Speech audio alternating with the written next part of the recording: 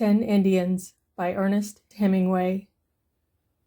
After one 4th of July, Nick, driving home late from town in a big wagon with Joe Garner and his family, passed 9 drunken Indians along the road.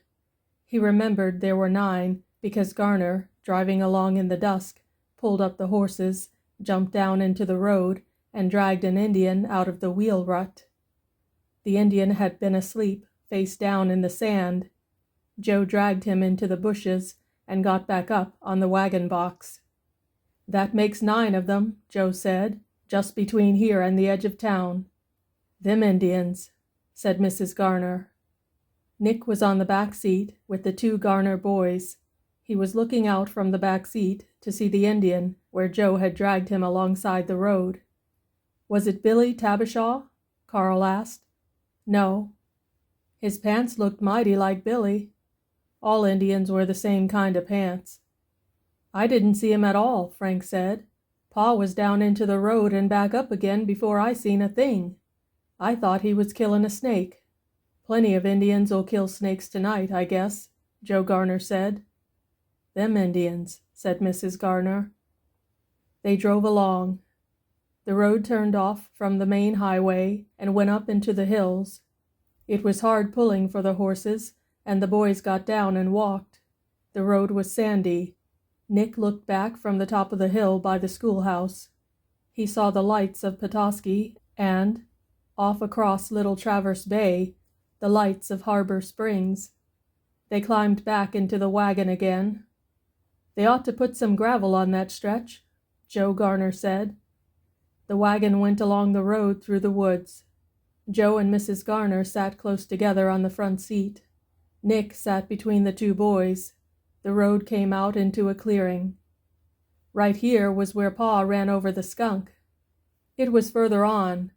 "It don't make no difference where it was," Joe said without turning his head. "One place is just as good as another to run over a skunk." "I saw 2 skunks last night," Nick said. "Where?"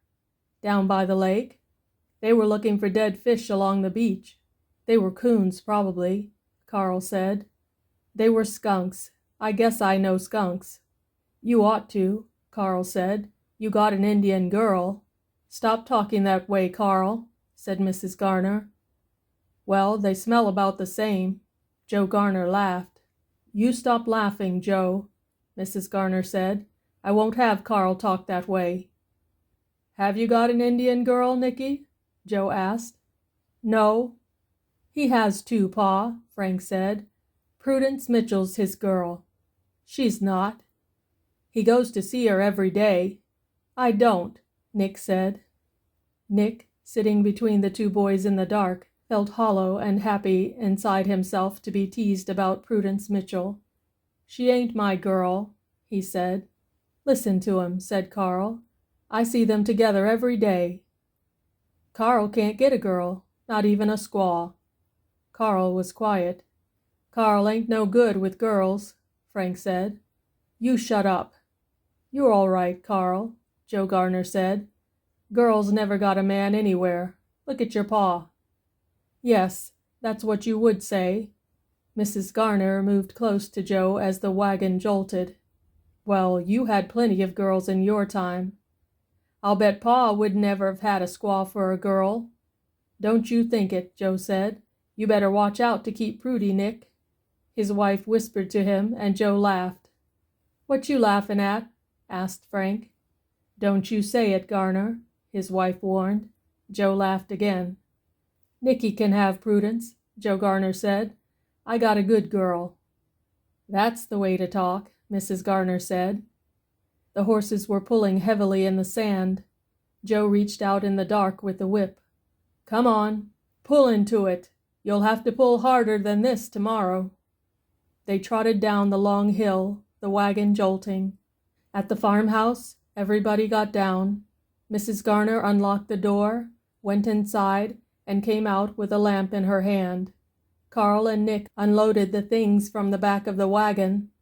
Frank sat on the seat to drive to the barn and put up the horses. Nick went up the steps and opened the kitchen door. Mrs. Garner was building a fire in the stove.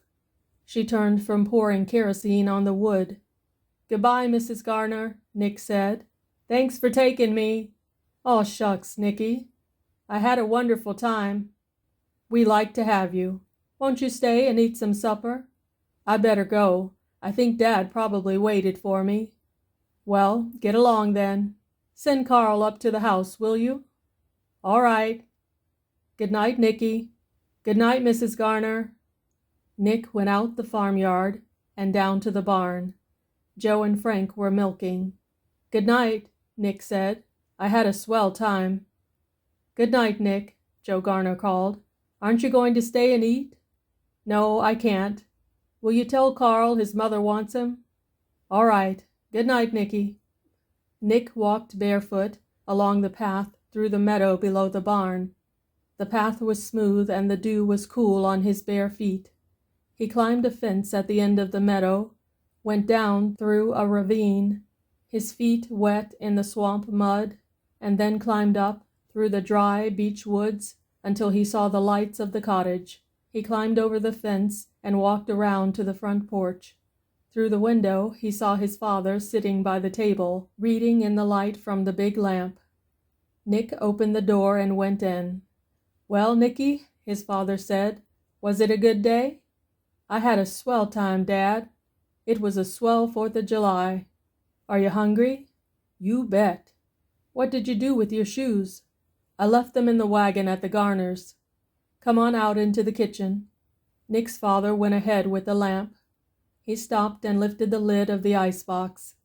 Nick went on into the kitchen.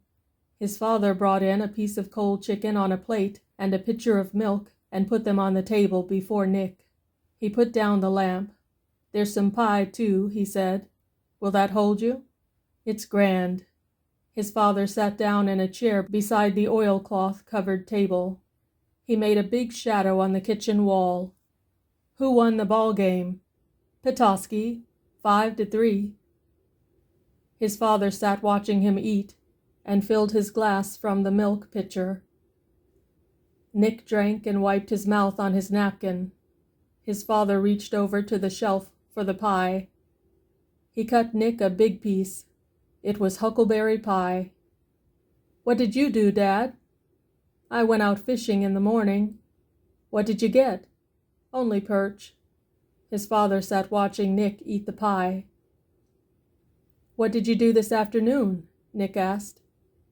"I went for a walk up by the Indian camp." "Did you see anybody?" "The Indians were all in town getting drunk." "Didn't you see anybody at all?" "I saw your friend Prudy." "Where was she?"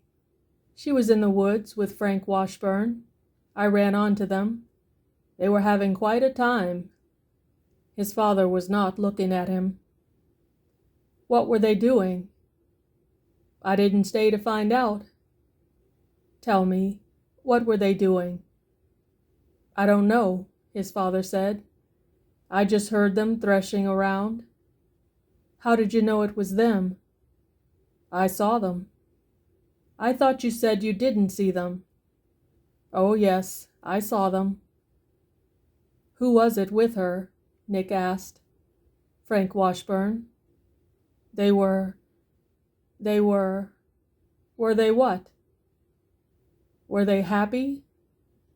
"I guess so." His father got up from the table and went out the kitchen screen door. When he came back, Nick was looking at his plate. He had been crying. "Have some more?" His father picked up the knife to cut the pie. "No," said Nick. "You better have another piece." "No, I don't want any." His father cleared off the table. "Where were they in the woods?" Nick asked. "Up back of camp." Nick looked at his plate. His father said, "You better go to bed, Nick." "All right." Nick went into his room, undressed, and got into bed. He heard his father moving around in the living room. Nick lay in the bed with his face in the pillow. "My heart's broken," he thought. "If I feel this way, my heart must be broken." After a while he heard his father blow out the lamp and go into his own room. He heard a wind come up in the trees outside, and felt it come in cool through the screen. He lay for a long time with his face in the pillow, and after a while he forgot to think about Prudence, and finally he went to sleep. When he awoke in the night, he heard the wind in the hemlock trees outside the cottage, and the waves of the lake coming in on the shore, and he went back to sleep. In the morning there was a big wind blowing, and the waves were running high up on the beach, and he was awake a long time before he remembered that his heart was broken. End of 10 Indians by Ernest Hemingway.